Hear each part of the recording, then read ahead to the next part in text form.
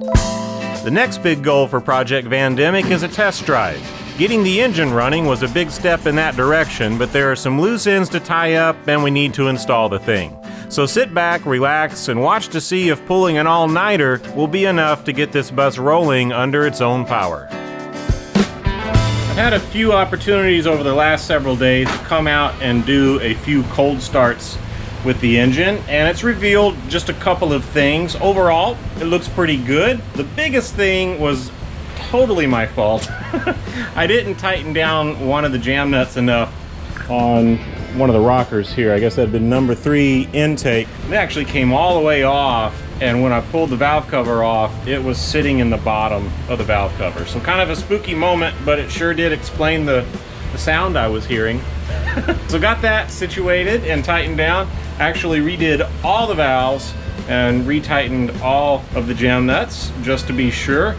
And of course, I'm always listening for that to happen again for a while. Also found that this cover on the accelerator pump was a little bit loose.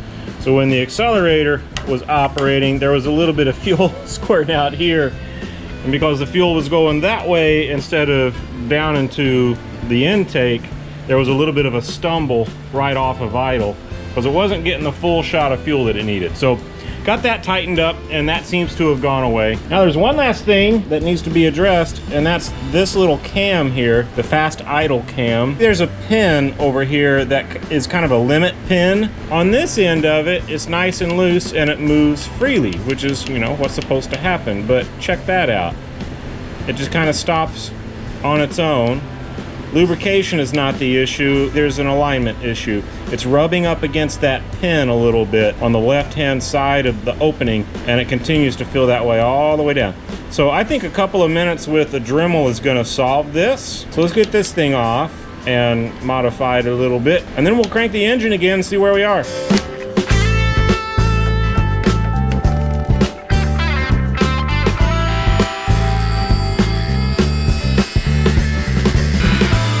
Do a test fit. The Dremel raised the slightest burr back here, so I sanded that off. I don't want that to dig into anything here. I want this to move nice and easy.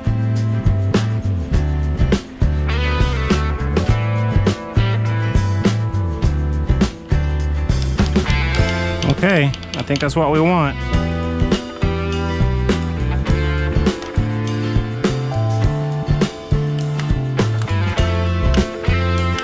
Okay, now I think we're in good shape.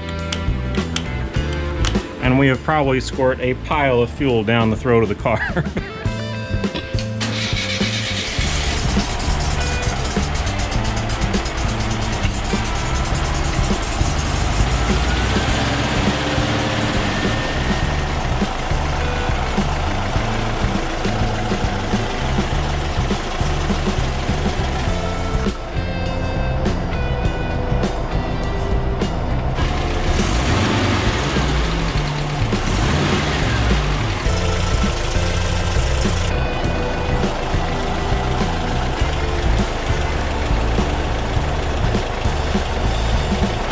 Just shut the engine off, and I'm gonna let it sit for about 20 minutes before I try it again. I want to take a few temperature readings here. This is the carb, the venturi area of the carb, and it's 93 or so degrees. I expect that may warm up a bit. Down here, the case, 151, 150 or so. So this is all going to equalize while it sits, something we call heat soak. We'll see how it starts once all of this has had an opportunity to soak a little bit.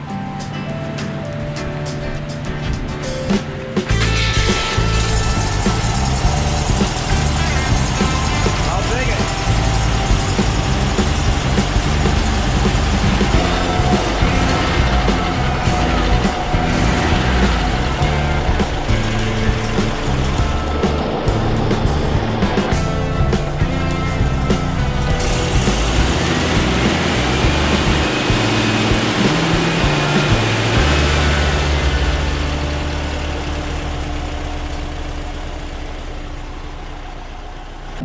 I've run out of things to check and mess around with. The engine's fine. It's ready to go, which is pretty awesome. So there's a list of things to do before and after installing the engine.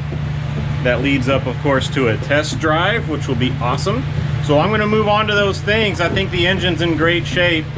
It did smoke a little bit on deceleration once it was fully warmed up, but that may be some of the stuff blowing out. There was some carbon and so on in there. And I had soaked the cylinders pretty good with Marvel Mystery Oil, and that might have made its way through because I don't see that smoke anymore. The real test will be when it's under load. That's when it'll actually get hot, right? I've warmed it up, but there's no load. It's just sitting there idling or just spinning at whatever RPM. And that's not the kind of work that it's going to be doing when it's pushing this heavy bus around. So that's going to be the real test. I think that's next. So we're in great shape. We've got a running engine that it's nice and quiet. I don't hear awful noises coming out of it. I don't see smoke coming out of it. It cranks real easy. Settles right into a nice idle. Nothing seems too hot. I don't know, I couldn't be happier at this stage. So let's move on then. I have mostly refurbed the air filter. The base has gotten the same treatment, except that this got soaked in kerosene. There's all those fibers in there that you can't really get to without destroying the thing. But you can soak it in kerosene. And then it needs to be soaked in oil so they actually catch crud as the air passes through. So I'm going to cut down this milk carton here and saturate this for a day or so, and then I'll let it drain for a long time. I'm so close to getting this thing on the road.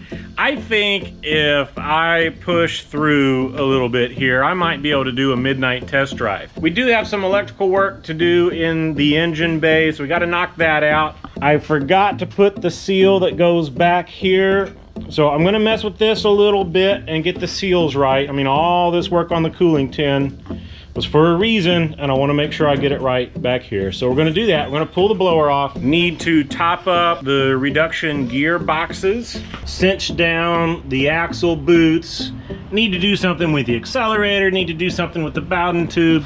We just got stuff to do. So we're going to start knocking them off the list, and once we're done, we'll do a test drive in the middle of the night, and once that's over, we'll go to bed and wake up and edit a bunch of video. Sound like a plan? So let's do it. If you want to be in the garage, that's where you should be, and the other stuff you can figure out as you go. Let's make good on that promise to ourselves and maybe have a big payoff at the end. This will be neat. One thing that'll have to come off is the generator. One of our items on the to-do list is to remake these wires. So we'll make a good set.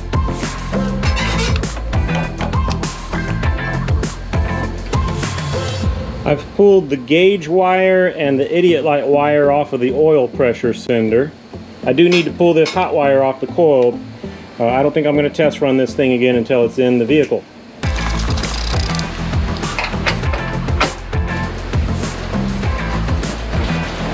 Oops, take off this hot wire. Oops, take off this ground wire. Okay, did we make it? Yeah, we made it! Woo-hoo-hoo. What do I do with this?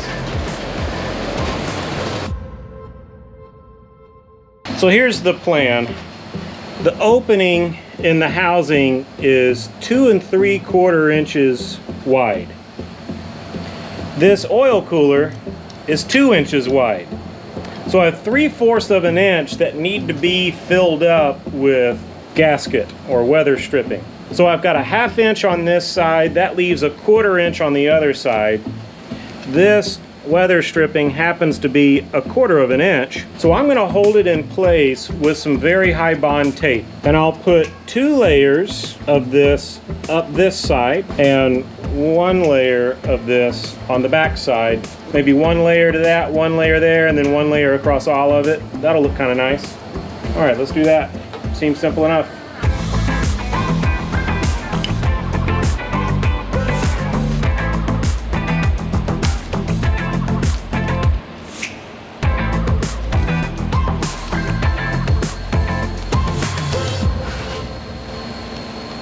So hopefully we don't scrape all of this back off again by putting the, the housing in place. That'd be a bad deal.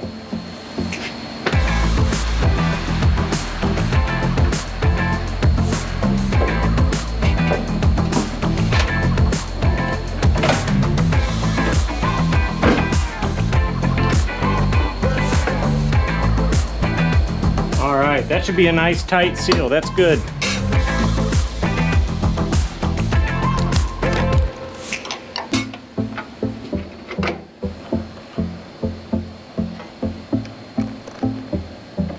Okay, on to the next thing. Let's knock out the accelerator pivot thingy thing. As you may recall, we have a little bit of a unique arrangement using some standard hardware here. I think this is how it goes. It does appear to line up nice with my accelerator pedal. Goes through the hole pretty much in the center. So I'm gonna take that. I wanna lube all of this stuff a little bit, but I think I'm gonna go with that.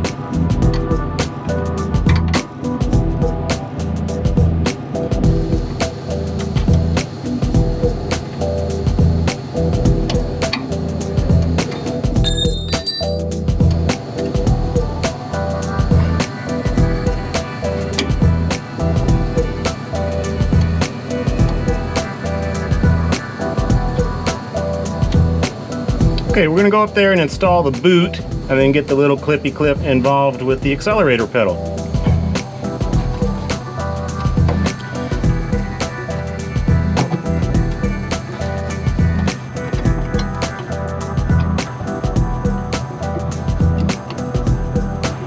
Okay, took some finagling, but we've got it on there.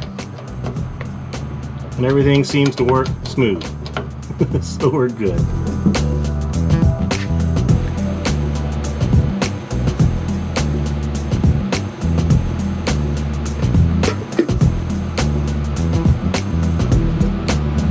Just want to fill it up to a little line in the bottom there.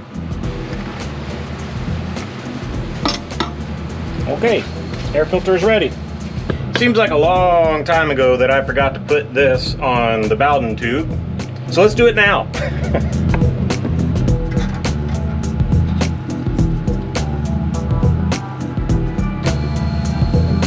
Okay, let's go with that.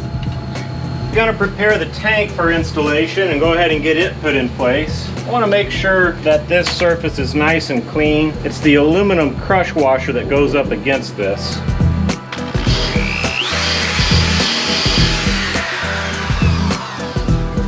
This sock goes in there, and that's a crush washer that's on the end of that sock, so that's supposed to seal it here. Then there is this little fiber washer that seals the sock to this thing that goes through there.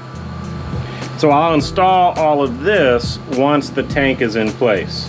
What I do want to install right now is the cinder. So let's flip the tank over and get this thing put in place. I got a new gasket for the cap. Let's go ahead and get that in there too. This guy's pretty dry.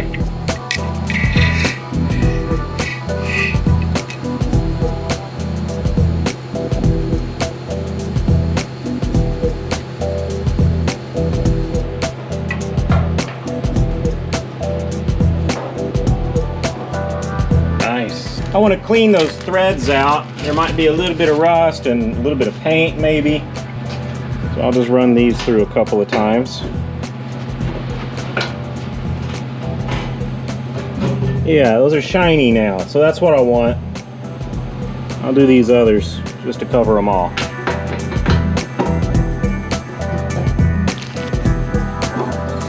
I'll put the ground wire right here. Here's the ground wire.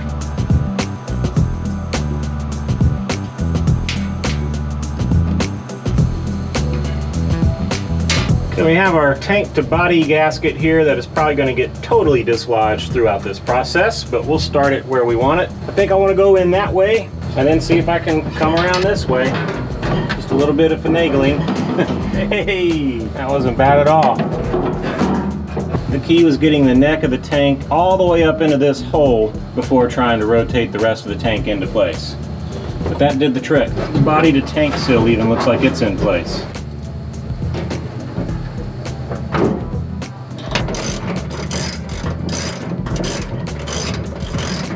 Some may wonder why I don't use a fuel filter, like a visible one elsewhere in the line, particularly between the fuel pump and the carb. This is why. Everything past this point should be in good shape. If not, I should replace it. So this is the fuel filter on this bus. I don't like the idea of a filter between the pump and the carb because while it's still low pressure, that's still the pressurized line. And I'd hate for it to push that filter off.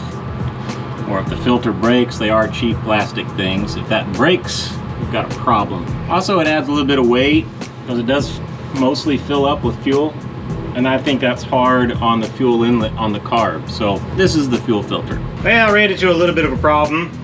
This ear broke off of the starter as I was removing it from the test stand. This is the starter that I have for this. Obviously, I'm in the market for a new one. But I'd love to make a run tonight. So let's just see if it'll work. We'll go ahead and plug it in and then I can start looking for a replacement. That's a shame. Everything else about it is just fine except this little ear broke off. So what a shame. All right, let's get it plugged in.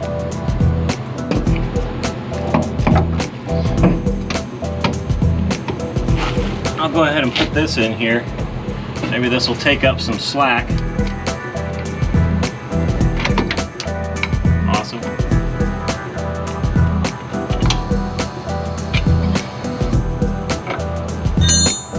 Okay, won't really know until the engine's in and we're able to tighten down this bolt, but let's give it a shot. There's an arrangement on this power cable here that's a little confusing to me. This is the correct terminal for a hot. It's not, you know, one of those clamp dealies so it's a good one, and it has a power lead coming out of it, but for whatever reason there's nothing going on here and they have the power lead kind of rigged together here. So I think what I'll do is modify this to put this power lead on this wire. For starters, I need to get rid of that.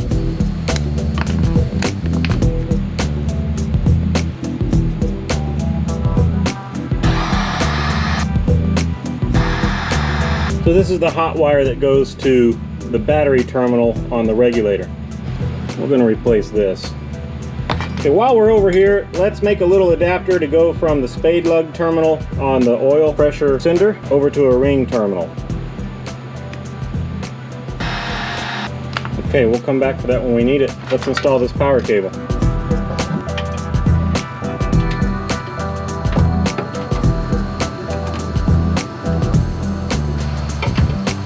That does not look like a very effective ground to me.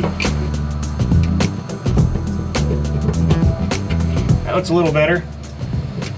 I'm going to take the opportunity to put in a new regulator and just carry the old one as a spare. So got this all cleaned up and a little bit of dielectric goo on there. This thing has to be grounded after all. Okay, this is for our generator light. This will tell us if our fan belt broke. This is our battery wire. I'd like that to be a little tighter.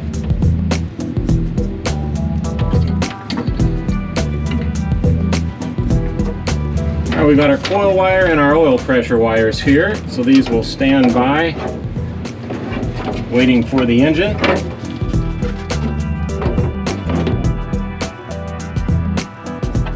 Okay, now we need a ground wire. Based on these wires, I'm betting the lights kind of stink, and whatever they start off as, they can be improved. All right, things are looking good. What's next?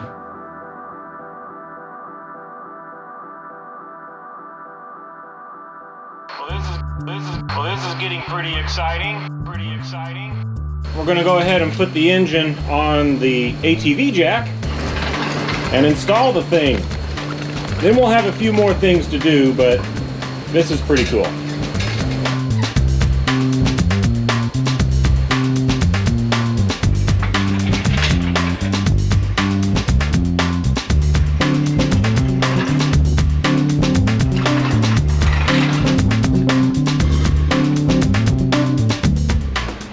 So this 5/16 inch fuel line looks like it may work kind of sort of okay. We'll try it. it's going to be snug, which is kind of what we want. This is the hole for the fuel line. I have a grommet for that. Fuel line on these things is not something that we want to play around with. So actually, that's going to cramp the style of this grommet. I'm going to trim that so it doesn't. See if that does the trick.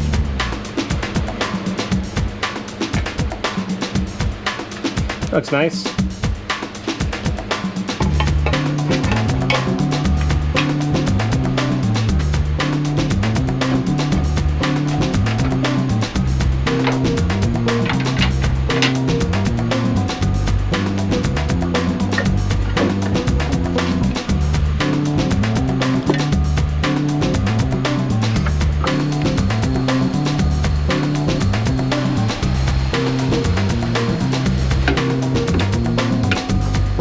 Nice. As long as this holds, we'll be okay.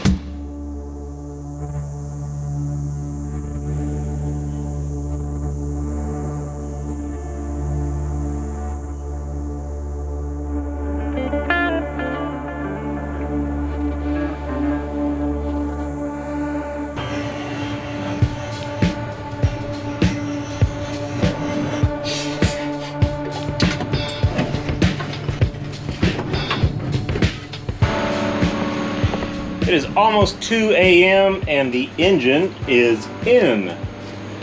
I'm not sure if that means we're making good time or what, but I'm still having fun. I've been wanting to do an all-nighter like this for a while, so what better occasion than to try and do a test drive in the bus. So we're going to keep on going. We got a handful more things to do.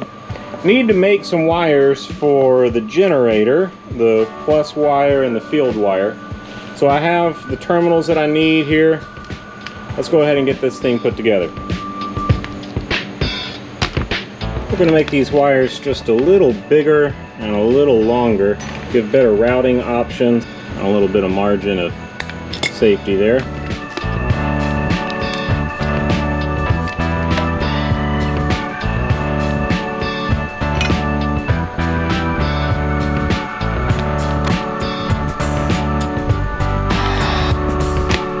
Okay, for the field wire, we're going to put a spade lug on one end and a ring terminal on the other.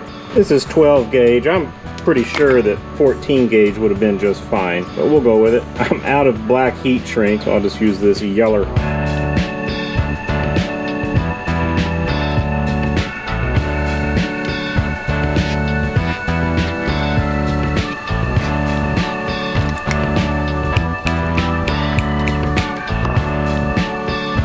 Okay.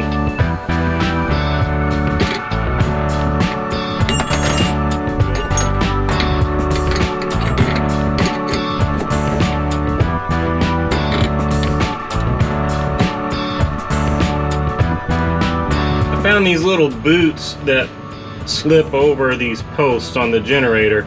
These are stock things that I hadn't actually seen them before, so I was pretty pleased to find these.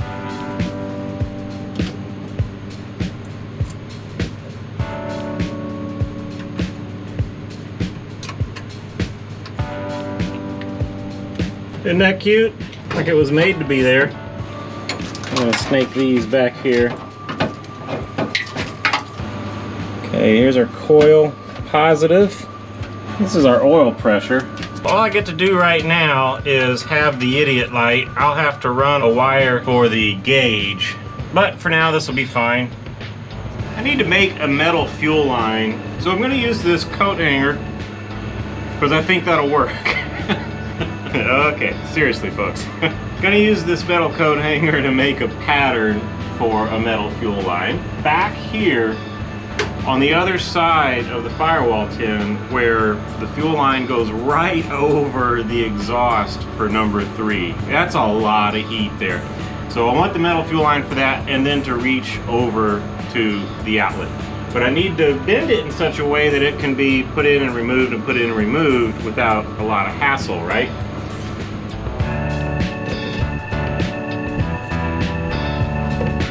Okay, we start there at the fuel inlet, goes behind, if you can follow, comes around, Here where it comes out, we are right above the exhaust, which is crazy.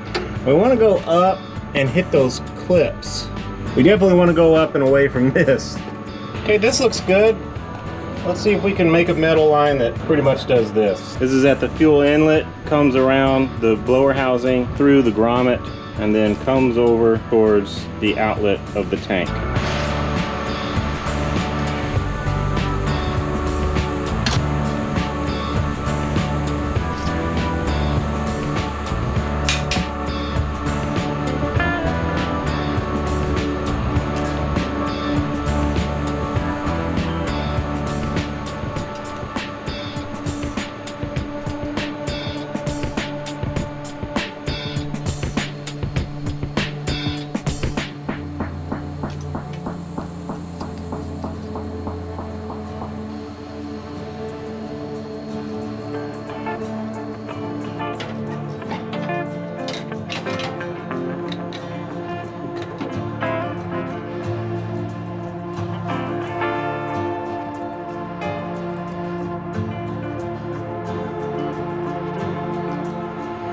Okay, that looks comfy. Comes around the blower housing and up to the inlet. So I'm going to shorten it back to about right here. I think I'll mark that. And I'll shorten about this much off of the other end. And I think we'll be ready.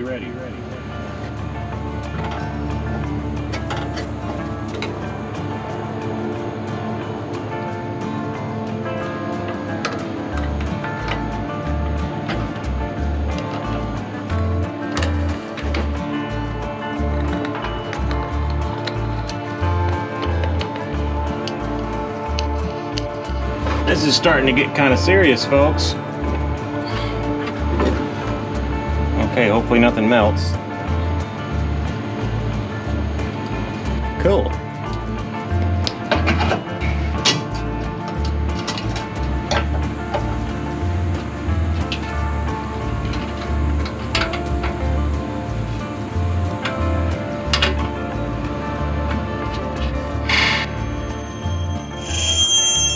Okay, it's late. I got to do one more thing, and I really wish I didn't have to do this, but I have to top up the reduction gearboxes, and I can't get to the plug with this, with the wheels on. I'm gonna have to take the wheels off. I've got them torqued, hubcaps on, everything, but I got to take them off. It's gonna be real neat, and we're real close, but I'm gonna do this one more thing, and then take another look at my list, make sure I haven't forgotten anything, and then we'll see if it'll fire up and maybe do a lap around the neighborhood before the sun comes up. This has been fun. Okay, one more thing.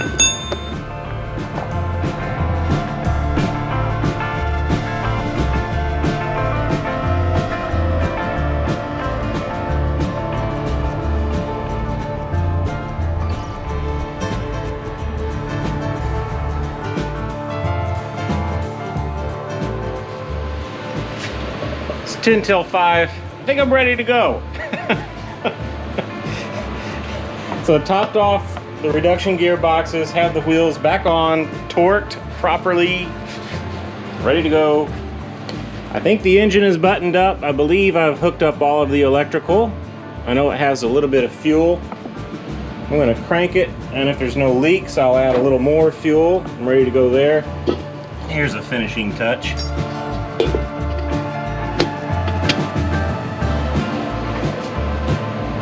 Okay, let's see if she'll crank, and let's see if she'll go.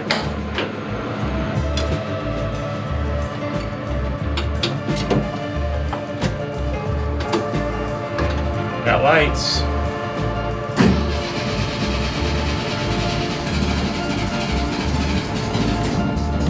Might have flooded it a little.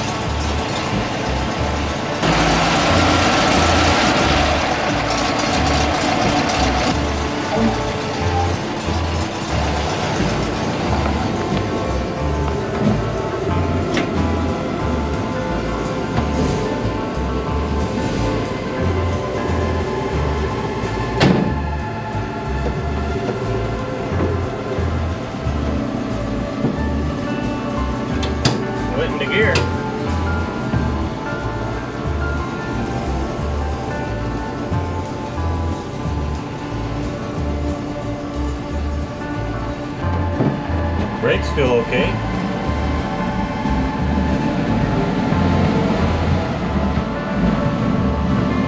Shift's good. Feels like a VW. Guess I need to clean this windshield off.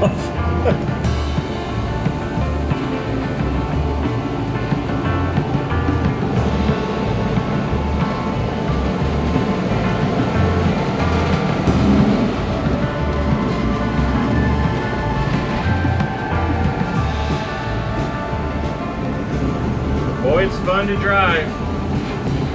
Okay, I think it's time to take it back to the shop and see if anything has changed or anything has developed. Do a post-mortem here on the test drive. Now we did it. We got the thing running and driving. And stopping.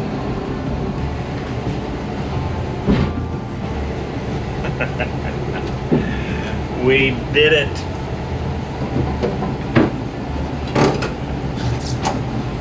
Let's go look at the engine.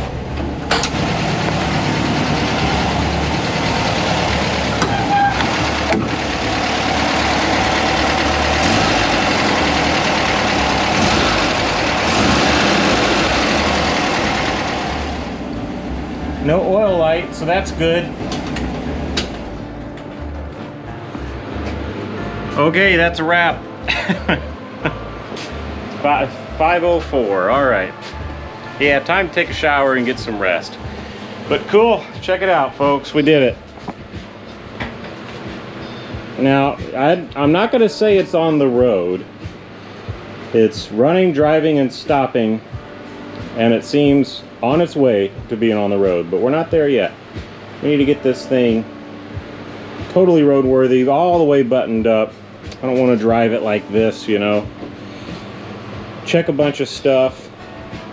Want to adjust the brakes maybe after a couple of more test drives. Yeah, so we got some more stuff to suss out here, but no real problems came up in that drive. We just confirmed a lot of our efforts worked. So very cool. Yeah, got to be happy about that. Also going to be happy about a little bit of rest. All right, thanks for watching, y'all. We'll see you next time.